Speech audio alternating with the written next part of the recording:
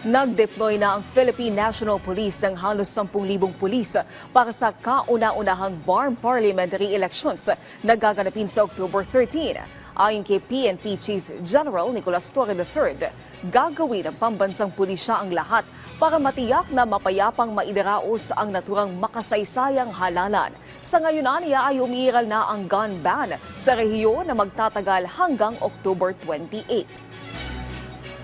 Batay sa datos ng COMELEC, may 94 sa 108 na bayan at lungsod ng BARM ang itinuturing na election areas of concern at 29 ang nasa red category or areas of grave concern. Dalawa pang bayan ang Buluan sa Maguindanao del Sur at Dato Odin Sinsuat sa Maguindanao del Norte ang kasalukuyang nasa ilalim ng COMELEC control.